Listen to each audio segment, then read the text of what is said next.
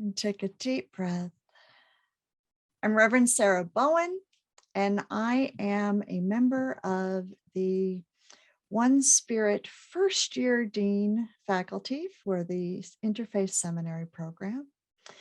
And I'm also clergy at the Compassion Consortium, the first interfaith, interspiritual, and interspecies faith community. And I'm delighted to be here with all of you tonight. Tonight's gathering is titled Soul Journeys, Hearing Our Inner Voice to Heal Sacred Wounds and Live as Our Most Authentic Selves. And I'm joined by Rabbi Reverend Haviva Ner-David tonight. Very, very excited to be able to spend some time with her. And for those of you who don't know Haviva, I'll be giving you a little introduction to her later in the program. Tonight's journey will include a few opening readings from One Spirit community members, and then I'll introduce Haviva. We'll talk a little bit about her new memoir, Dreaming Against the Current, A Rabbi's Soul Journey, which is excellent, I can say, having read an early copy, and she's holding it up there. So we'll tell you a little bit about the book. And then Haviva will lead us through an experiential journey tonight of holy listening and sacred writing, so that we can each tune into our unique inner voices. So yes, at some point here, you're going to need to grab some paper and a writing implement for our journey. We invite you each to go at your own pace, listening for words tonight or ideas that stick out to you. We hope that you'll hear what you most need to hear in this moment to heal the sacred wounds and bruises and wrinkles and bumps that we have all accumulated during this experience of being human. And we're going to start our readings here with a little bit of Carl Jung. So I'm going to invite you to close your eyes if you feel comfortable. Tune into your ears as the senses in your eyes take a back seat. And here we go. The dream is a little hidden door in the innermost and most secret recesses of the soul, opening into that cosmic night, which was psyche long before there ever was any ego consciousness. All consciousness separates, but in dreams, we put on the likeness of that more universal. Dwelling in the darkness of primordial night. There, the soul is whole. It is from this uniting depths that the dream arises. I'm going to view tonight in that space of unitedness, that space of dreaming, of wonder, of messages. And so I'm going to invite Rev Dr Ed OMalley, facilitator for the Interspiritual Companioning and Counseling Program, and an excellent natured dude. I'm just going to add that, an excellent natured dude, to come forward and also offer a reading to help frame tonight. Thank you, Sarah. Hello, everyone. I'm just going to step over here for a moment because even though we know spirit is always in the room, I'm going to light a candle and make it real. So let's welcome in the light.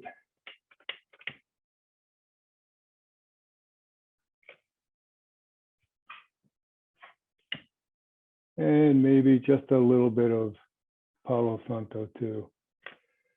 A little fragrance in the room. So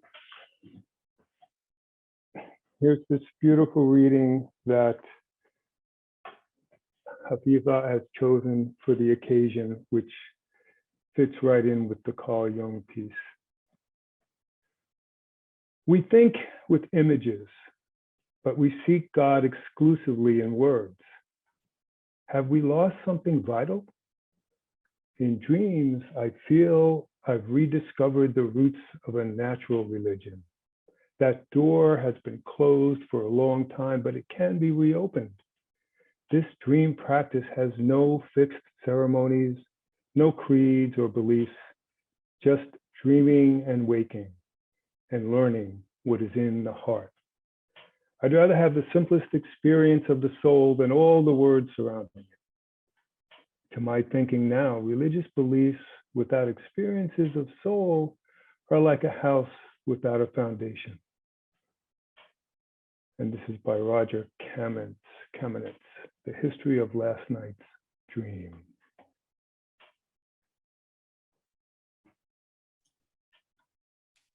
Thank you, Ed. I'll take another deep breath, taking in the words that Ed has offered and the light that he has brought us tonight. And next, I'm going to invite Reverend Tammy Tsatterman for an offering. Thank you, Sarah. Haviva, thank you so much for inviting me here.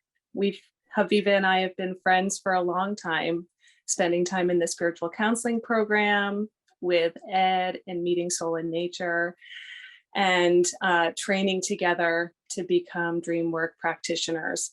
So I am here tonight to share a very special blessing from our teacher, Dr. Jude Schaffman. Haviva, on the occasion of your presentation of your work, Dreaming Against the Current, a Rabbi's Soul Journey to You at One Spirit, with love and appreciation, Dr. Judith Schaffman. Time and time again, Haviva, whether it be in the journey of caring for your family or dealing lovingly with all of your physical challenges, your deeply powerful soul journey, you are living fully in the heart trait called courage. Whatever it might be, in whatever life arena, you have lovingly taken it on, thoughtfully looked to make it your work and to make it work for you, made careful changes when necessary, and courageously pushed through any number of obstacles. In same fashion, you took dream work on wholeheartedly, asked questions constantly, experienced your own dreams ongoingly, and finally readied yourself to work with other people's dreams as part of your role as rabbi. Standing on the edge and taking a leap of faith is truly part of your strong soul. May blessings continue to come your way. Thank you, Tammy. Thank you. So now it's my absolute delight to introduce you to Haviva. Some of you already know Haviva, but for those of you who don't, please permit me to be so formal as to read you a little bit from her bio before we have a juicy bit of a conversation about her new book. Haviva Ner-David is an ordained rabbi and interfaith-interspiritual minister, ordained here at One Spirit, with a doctorate in philosophy and an M.F.A. in creative writing. She runs Shmaya, a Mikveh for mind, body, and soul, where she officiates ritual immersion ceremonies and offers group workshops. A certified spiritual companion with a specialty in dreamwork, she has a thriving spiritual companioning practice and works with individuals and couples. Rabbi Ner-David is the author of 2 previous spiritual journey memoirs, Life on the Fringes, a feminist journey towards traditional rabbinic ordination, and Chanah's Voice, a Rabbi Wrestles with gender, commandment, and the women's rituals of baking, bathing, and brightening. Her new book, Dreaming Against the Current, a Rabbi's Soul Journey, is her 3rd. She's also the author of a novel, Hope Valley, and a guidebook for engaged couples, Getting and Staying Married Jewishly, Preparing for Your Life Together with Ancient and Modern Wisdom, and that's being published in 2022. Oh, which is this year. So perhaps we'll be doing this again sometime in the future. Rabbi Ner-David is involved in peace work, promoting a shared society for Jews, Christians, and Muslims in Galilee, where she lives with Jacob, her life partner of 32 years, their 7 children, and their dog and cat. She also lives with a genetic muscular disease called FSHD, which has become one of her greatest teachers. David, could you spotlight Haviva to join me, please?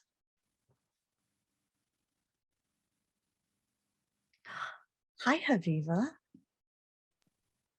Hi. Okay, I'm unmuted. I see. Okay. All right. So before we get into some juicy practice, let's talk about this book.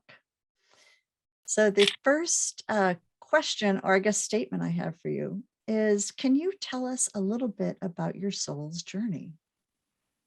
Okay. So a little bit. So this, I'm going to do my best to encapsulate it because that's what the whole book is about. But I have one thing I want to read first from the book that is gives a little bit of an idea, and then I'll give a bigger idea. My life began as a narrow stream, feeding into a river, widening slowly, until it will one day feed into an ocean.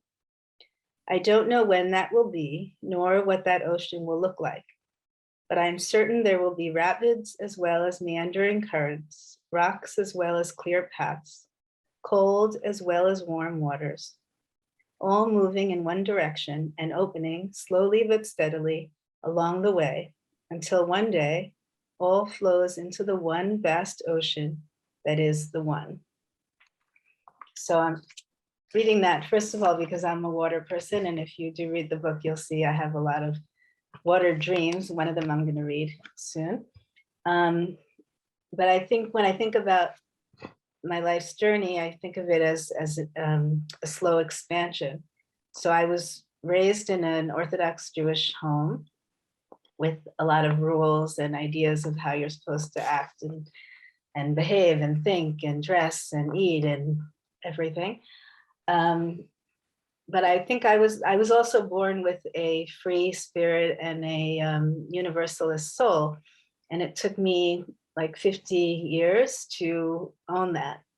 So part of the reason was that I'm also a seeker and seeking meaning in life. And the way that I had been raised to find meaning was through structure and rules, and the tools that I was given were really the Orthodox Jewish tools. So that's where I looked. And I think there was also part of me that, well, I know that was looking, that was afraid of the unknown or the mystery, and looking toward structure for the answers. And so part of, well, you know, I went through various things, like when I was diagnosed with FSHD, with the muscular disease that I have, which is genetic degenerative disease. So that was very scary for me. I'm going to read something about that too. And I was looking for a way to, well, for meaning in all of that, diagnosed at age 16.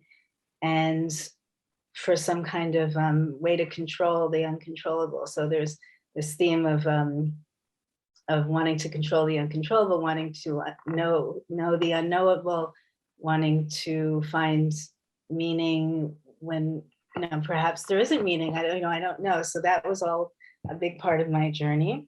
And I resisted for a long time this soul that was really just looking for freedom. And so whether it was with anorexia of trying to control my body, or whether it was with, well, there was a point, so rather than just leave Orthodoxy, so for a long time I was an Orthodox feminist. So in that way I was able to fight against the system and express my dissenting voice and be a rebel, but like within the system. So a lot of my life was about trying to kind of fit in and express my my disapproval of the things I didn't approve, but like still stay within the system. So that was a lot of my life, of trying to kind of fit into the rules, still be okay, still get the approval of the community that I grew up in, when really I was looking, to really break free. So let's see, I just wrote some notes here to guide me. Okay, so pushing boundaries from the inside, and I'll get to one spirit. So when I decided I wanted to be a rabbi, and there was no such thing as an Orthodox woman rabbi, and I applied to rabbinical schools that were all male, and I wasn't accepted, obviously. And eventually I found a rabbi in Jerusalem where I live in Israel. I moved to Israel at some point in that journey. And I found this rabbi who said he would give me private ordination, Orthodox ordination. And I studied with him. And just when he gave me the ordination, and I realized that I wasn't Orthodox anymore. So I left the Orthodox movement.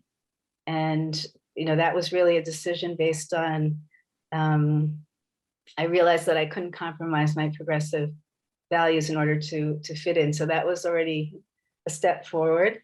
And I left Orthodoxy and called myself a post-denominational rabbi. So, without any denomination. And, but at some point I realized that even that was too narrow of a definition for me. And that was when I found one spirit. So it was the summer of 2014. There was a war in Israel, between Israel and Gaza. And there was a lot of polarization in the country, and a lot of hate crimes, and people sort of, what's the word, in English? Like reverting back into their own spaces. Everybody was very afraid. And the only places that I felt comfortable and at peace were in interfaith, intercultural spaces, where we were singing songs of peace together, all the different religions coming together. So that's when I realized that I was having a crisis of faith as a rabbi, and I saw religion, if it was just dividing and being part of the problem, so how could it be part of the cure? And so I heard about One Spirit and signed up for the ministry program. And I discovered, I feel like I found what I was looking for there, with this, the core of all religions is really about surrender, and all trying to kind of live our lives with as little suffering, and trying to, suffering as in like spiritual suffering, and trying to connect to something larger than ourselves, but also going deep inside of ourselves. And that, for me, I could say, okay, so maybe it just ended there. I was ordained, and I didn't tell my parents. That's all in the book.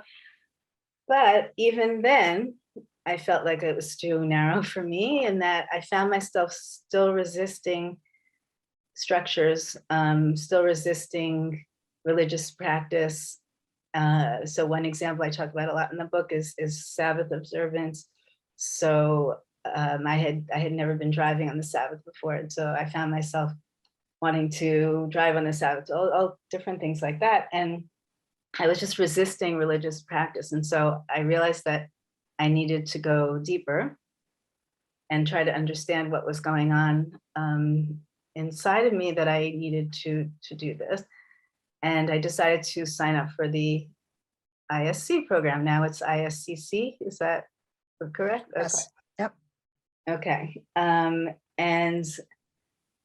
I guess two terms I would use here. One is spiritual bypass. So I think, I realized at that point that this constant looking for something outside of myself, some kind of system that was going to give me the answers, was the wrong direction. And that what I really needed to do was look inside and look at the wounded places in myself that I had not addressed and had been avoiding addressing. So two of those, I would say, one is the idea that I had that life is supposed to be fair. And I just to learn to surrender to the mystery and to the fact that life is not fair, and we get sick and we die, and still working on that, but that's definitely one of the big ones. And another one, well, is just this idea that I never really felt celebrated by my parents, by my community as who I really am, which is this free spirit, Universalist soul, which is not how I was raised.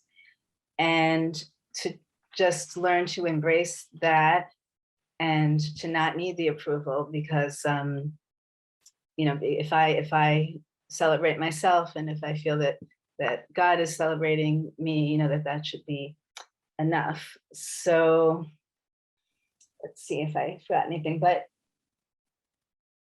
the it's easier to say, you know, how did I do that? How did I, and it's a work in progress, obviously, but the ISC program really helped me, I'd say, by really listening to my soul, listening to what my soul really wants.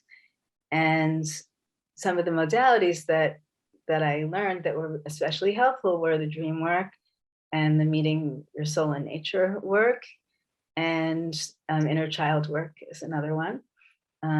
So, and Ed is here, and Jude, I don't know if she ended up being able to come. She thought maybe she couldn't, so I don't see her, but and Moya also with inner child work, and a woman that I worked with here in Israel, Marsha, who, it's 2 o'clock in the morning here, so I invited her to come, and she said she wouldn't, but that I would, I told her I would give her the recording.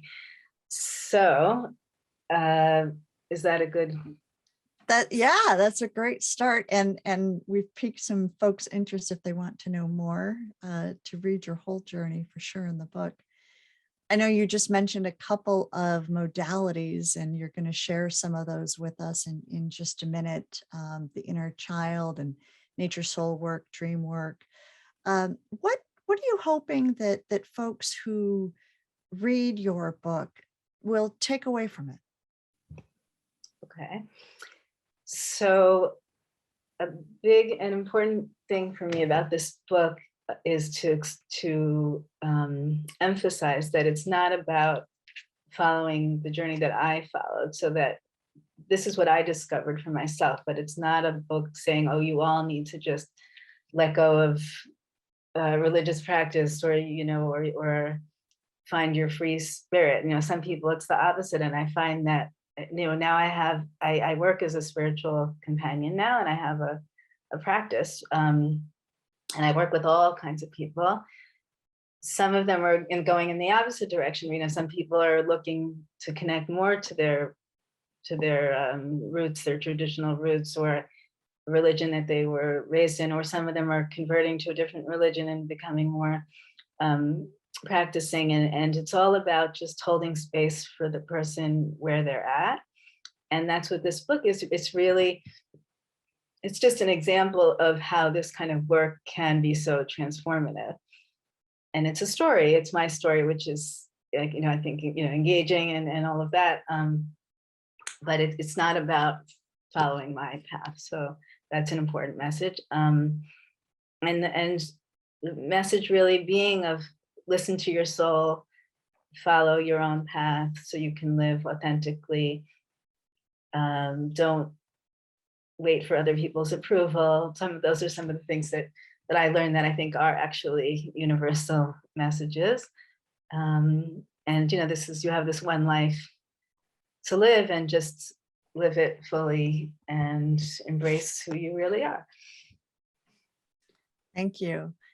I was struck by how much of the One Spirit curriculum and how much of our time together is us learning from each other's journeys, us learning from hearing other people's stories and holding each other in the sharing of those stories. So I'm delighted that we get to do both of those things tonight. So the folks that are here, if you haven't found paper and a pen yet, you should make sure to do that. And Haviva is going to share directly 2 different pieces from the book. She's going to read those to us and then alternate with some practices. So this is that time to be able to kind of flip between the particular and the universal to see what you're hearing and how that applies, or what might rise up for you as you're hearing one journey and having your own of hearing that. So I invite you, as we're doing this process, to do whatever it is that helps you feel comfortable, to go at your own pace, to know that while we are doing this, you always have the chance to return to it, right? We're constantly on this journey. So we may dip into a little bit of something tonight, and you may want to put a ... afterwards to remind yourself that you can pick this up some other time after this evening. So with that, Haviva, David, if you will bounce me off this screen, and we'll give it over to, thank you, we'll give it over to Haviva for the first reading while we do a little holy listening. Okay, so actually, so the first, I'm going to read 2 things. I'm going to read a dream working, my first one actually with Jude, and it was just totally blew me away. This first dream that I ever worked with Jude, and this is what made me decide I want to go into dream work much more in depth. And then I'm going to read a shorter reading, which is a nature-based experience, so that you can have those 2 options of what to work with. And like Sarah said, that it's there's going to be some prompt questions, but it's really just to get started. In the 5 minutes you're going to be given to do that, and then you can just keep working on it later. Okay. So this is a dream that I worked with Jude, and as it said in my in the bio, I run a mikveh, which is a ritual pool, so a ritual immersion pool where people do full body immersions in a pool of water. And one of the things we do there is conversion ceremonies. When you convert to Judaism, you do a full body immersion. So that's just important to know for this. Okay. I am the officiating rabbi. Oh, wait, I should just say, sorry. I should say something about the dream, or just what it's, the idea is that the elements in the dream are all a part of you and of your unconscious. And so when images or elements of the dream come up in your dream, that it's the way you work the dream is that you embody the different elements and you speak from them. And that's how you get the messages from the elements. That's, you know, on one foot, as we say in Hebrew. I don't know if they have that expression in English. Okay. I am the officiating rabbi at a ceremony at Mikveh Shmaya. It is the conversion of a baby, long awaited. Her 2 fathers are escorting her behind me to the mikveh with a large group of beaming, excited family and friends. The grandmothers are carrying the baby like a precious family heirloom. This is a grandchild they thought they would never have. I sense their mix of fear and pride. They want to do what it takes to make this baby, born to a surrogate non-Jewish mother, a Jewish child. They want to support their sons in this brave effort to create a shared family life, to be a link in the chain of passing on Jewish tradition to future generations. But they are nervous, and they have a right to be. Isn't there a better way to welcome this newborn baby into the Jewish people other than dunking her, head and all, in a cistern of rainwater? We approach the immersion pool, me ahead of the pack. And this is the mikveh, I announce. No need to worry about a thing. The water is warm and clean. I gesture toward the mikveh with an open hand, inviting them to see for themselves. Is there really water in there? One grandfather asks. Of course there is, I say. It's deceptive because we keep the water so clean with this new filter system, but it's in there. And then I look inside the immersion pool. My stomach does a double flip. I blink my eyes and look again. I fear this man is correct. There is no water in the mikveh. Stop right there. I hear Jude's voice from outside my covered eyes. I read the dream to Jude from my dream journal, and she now tells me to drop back into the dream and tell it to her again in the present tense first person from memory, as if I am back inside the dream. I want you to take a few breaths, she continues. That's all it takes. Keep your eyes closed. Stay with the dream. But now I want you to move outside the role of the dreamer. I want you to become the water. Say, I am the water. I am the water, I repeat, from the deep, dark place to where I have gone, back into this dream from the night before. Now describe yourself to me, water, I hear Jude say. I imagine myself as water. I become water. I am flowing, I say. I am clear. I am free. And why did you leave us? Why did you leave the mikveh? Jude asks. I know the answer. Feel it. After all, I am the water. I did not want to be there. I did not want to be confined in that vessel. I did not want to be used in that way. I hear the excitement in Jude's voice. She knows we are on to something big. So where then are you now? Where have you gone? She asks me. I am elated by her question. It feels like a question I've been wanting to ask myself, to answer, to know the answer to for quite some time. I've gone back to my source, I hear myself say. You've gone back to your source? And where's that? Jude probes. Where are you exactly? I am everywhere. I am in everything, permeating everything, I answer. Jude takes a moment, letting me be in that state of ubiquity that is the source. How does it feel to be back at your source? For a moment, I'm afraid. I can't find myself. But then the fear turns into calm. I am not lost, just everywhere and nowhere at the same time. It doesn't feel good or bad. It just is. Great, it just is. Can you stay with that feeling for a few moments? Yes, I say, and I sit with what is. I don't know for how long I do, but I sit with what is. I am what I am. I will be what I will be. I sit with that. And then I feel a sudden rush, a nudge forward. I cannot stay there any longer. I'm coming back, I say. I feel it urgently, this push, this need to return. But I won't fit into the mikveh this way. No, you won't. You've been back to the source. Now return to your dreamer role. What is the dreamer seeing? And then I'm back in the story of my dream. I convince the family to get something to eat and come back later, after I refill the mikveh. But when we come back to the mikveh building, water is pouring out of the windows, the door. It's flowing down the path, overflowing into the whole kibbutz. It's flooding the place. People are being lifted and carried away.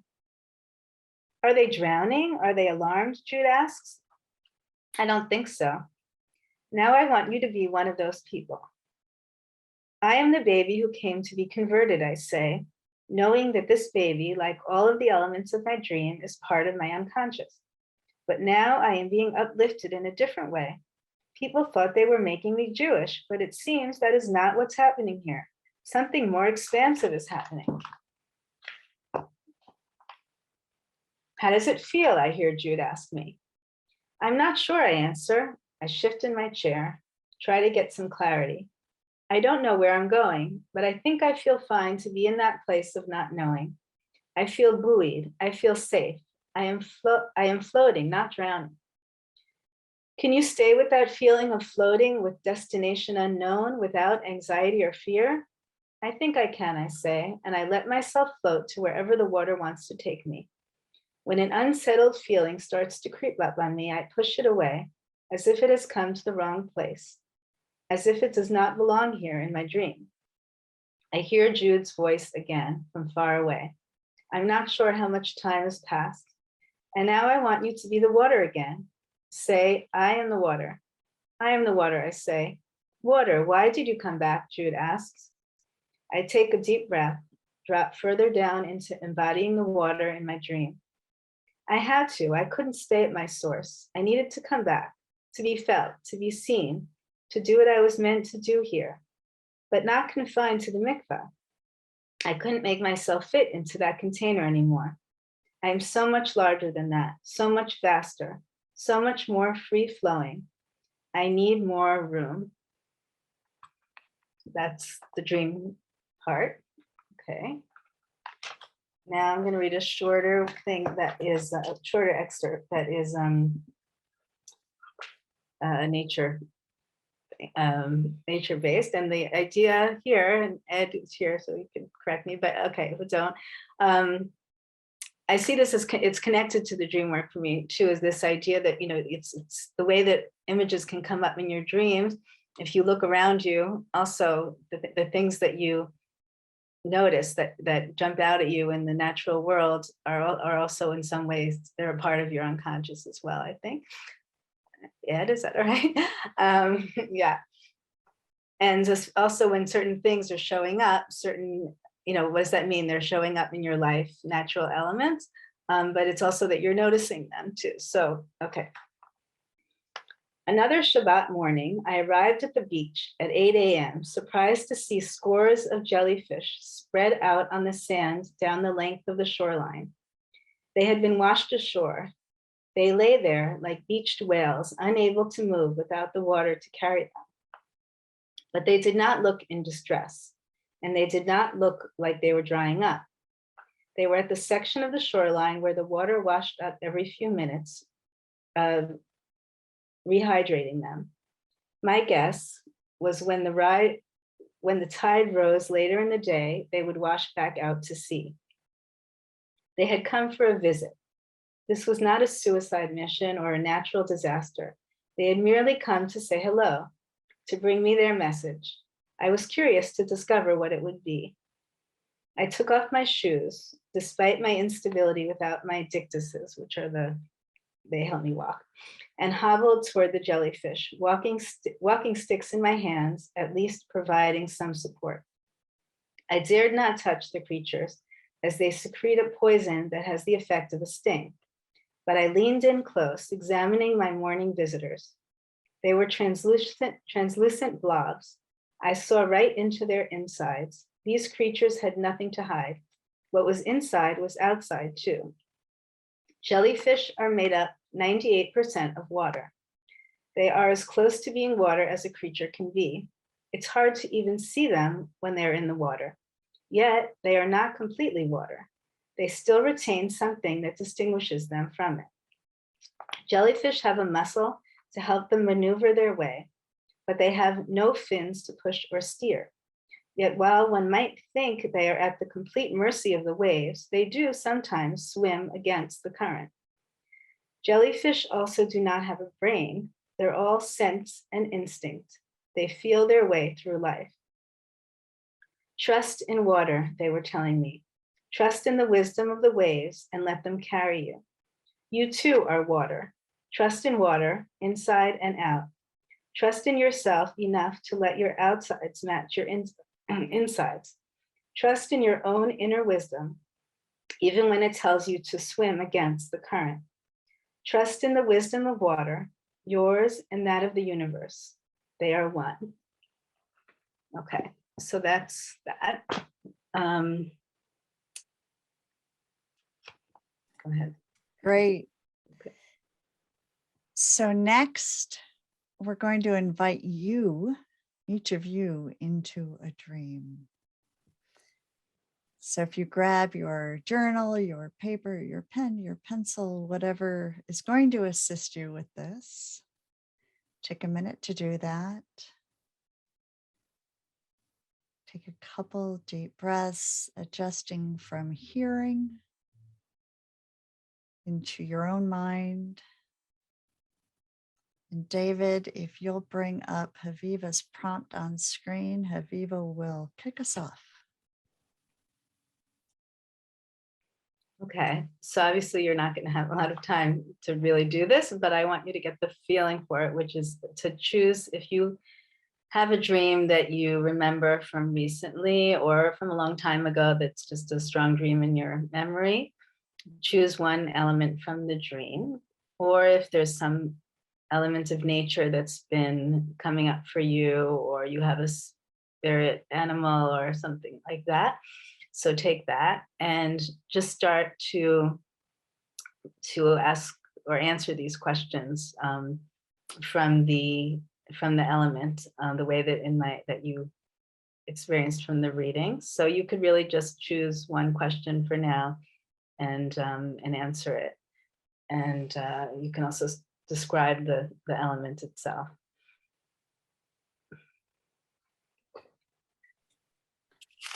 Great. So we'll leave the questions up and I'll put 5 minutes on.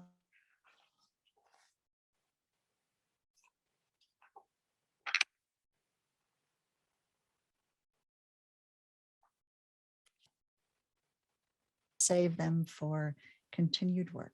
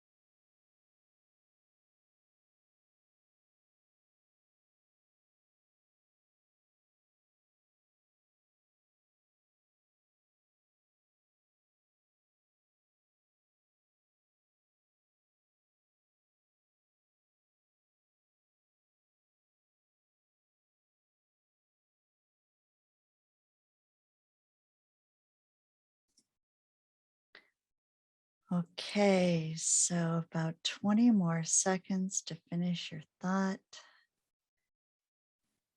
I have to say, I'm quite enjoying being a jellyfish. That was the image that came to me, and noticing the delight of journaling in silence and how that feels.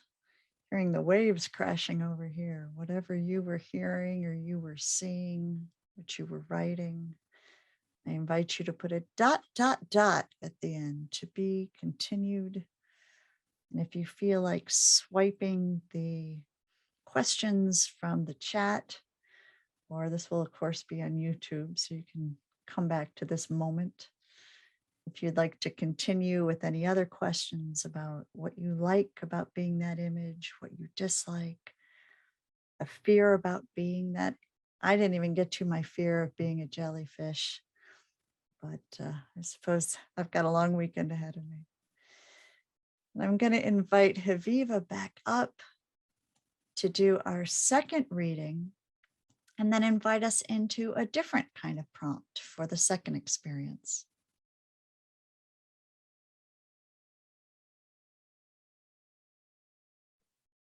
Okay. And just about that dream work, obviously it works better when you work with a dream worker, because then you can drop back into the dream and just let go. So I recommend that. Okay, so this next one is the modality of inner child work. And just in one sentence, it's about going back to a time in your life that you were especially wounded, and going back into that and speaking to the wounded child from your adult point of view. So, okay. So I chose, in the book, there's a few that I share, but this one that I'm reading is when I chose to speak to my 16-year-old self when I was diagnosed with FSHD, this kind of muscular dystrophy that I live with. Okay. So first, you always ask permission to speak to the child. Are you ready to talk now? I ask my 16-year-old self, who has just been diagnosed with FSHD. I am here, aren't I? She quips. Is that a yes? I guess so. My adult self has experience with teenagers. I see you are a bit hesitant to talk. Should I come back another time? No, we may as well talk if we're both here. Okay, good. Thank you for making time for me. So what are you feeling now? As if I had been waiting all these years for someone to ask me that question, my emotions pour out.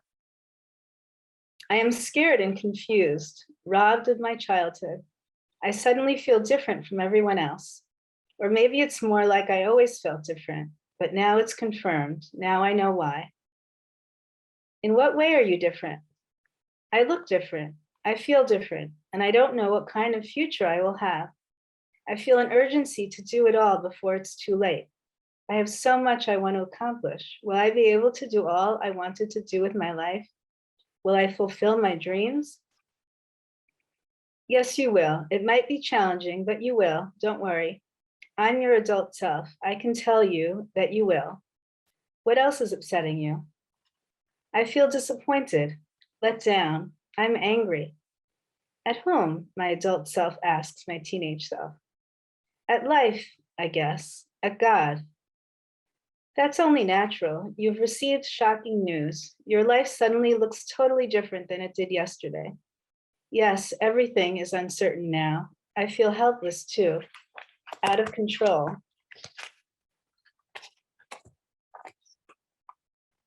From the place of a middle-aged woman, I suddenly feel wise. I tell my 16-year-old self, at times like this, we are reminded of the lack of control we always have in our lives. It's true for everyone, always. But you're feeling it now, especially intensely. Or perhaps you did not even realize it until now. You're still so young. I'm only 16 years old, my teenage self replies. My life is just beginning. And now it feels like I can already see the end and the suffering I will have to experience along the way. I'm scared. What are you afraid of? My adult self asks. Of what will be and what won't be? Who will love me like this? I think of Jacob, my children. Oh, you'll be loved. Don't worry about that. I'm not sure I can believe someone will love me. I am not even sure I can love myself now. Will I be deformed, unattractive, frightening? Beauty is in the eyes of the beholder. I hear Jacob in my head when I say this. Don't feed me cliches. I want truth. I smile to myself.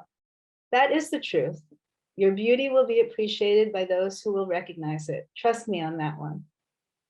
I'm having a hard time trusting right now. That's understandable. What can I do to help you now, to restore your trust? I'm not sure what I need. I want to be taken care of. I can't do it all.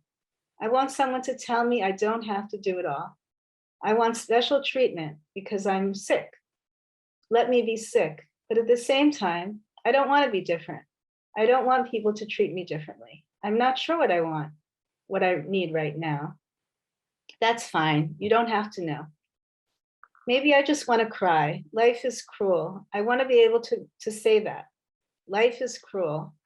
I'm in pain. I'm suffering. I want to be able to cry for myself. Why can't I cry for myself?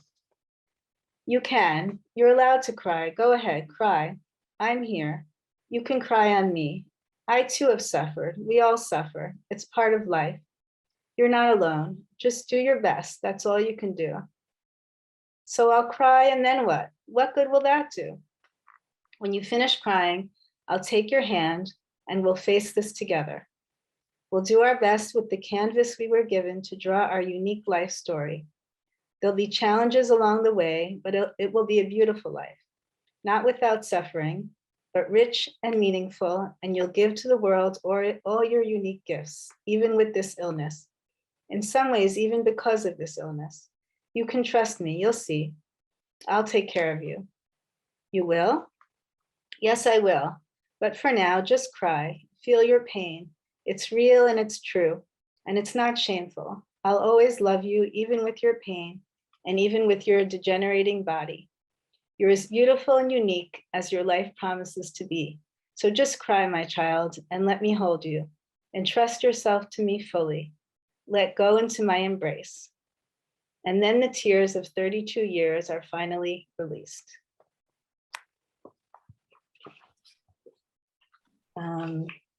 Thank you, Haviva. So now we're invited into that same space to have a conversation with ourselves at an age in our life that feels especially wounded. So David, if you'll bring up set of prompt number 2, we'll be here for about 4 minutes, and then we'll be wrapping with a final blessing. And then Haviva will hang out for a few minutes to answer any Q&A. All right, you want to kick them off here, Haviva? Okay, so obviously you're just going to get started, but at the beginning you ask the child what age they are. You ask permission to speak to them, and you just ask them what they're feeling, and right as the child have how are you feeling, and answer and what they need. That's the healing part. Ask what they need, and then try to give it to them. So I don't know if you'll get to that now, but okay. Great. I'm putting 4 minutes on the clock, inviting you to your paper and your pens, and we'll see you in a little bit.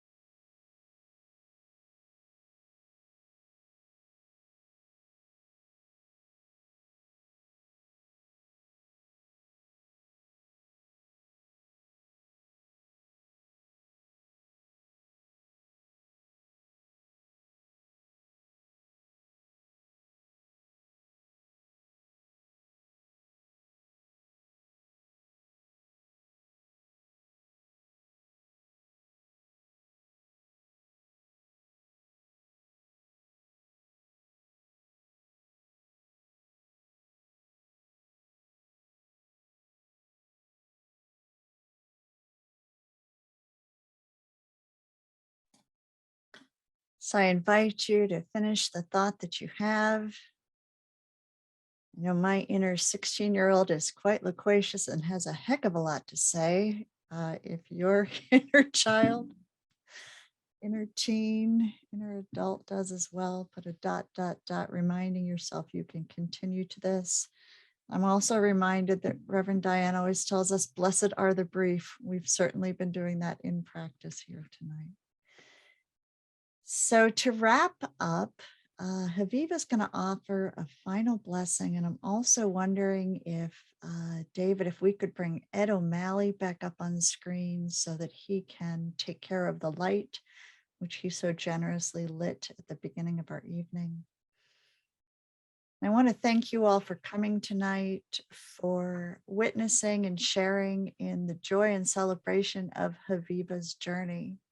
I was struck when she mentioned one of her wounds had been that desire to be celebrated. And I'd like to say, Haviva, that we celebrate you, we celebrate your work, we celebrate the offering that you have given us tonight here. Thank you so much for giving of yourself in this way. And there we go, Ed. And then after we're done and we finish this blessing, we have a few minutes we can hang out if anyone would like to ask any questions. So wait, I'm bringing the blessing up. This is a blessing in the Talmud for after you have a dream. Oh, wait, actually, I'm sorry, Sarah. You there? Yes, I'm here. Do you have this?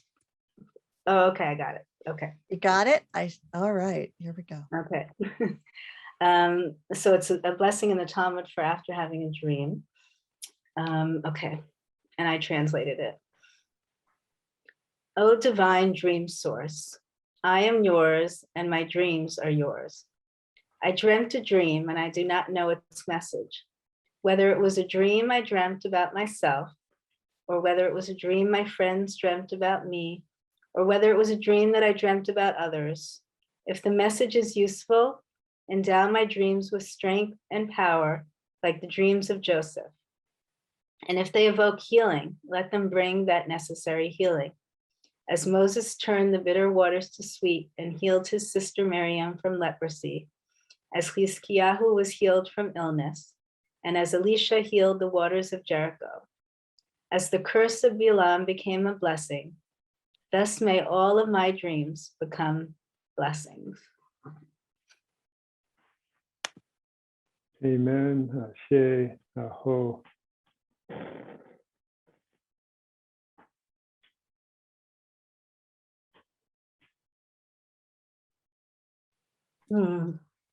Thank you. Thank you, Ed. Thank you, Haviva.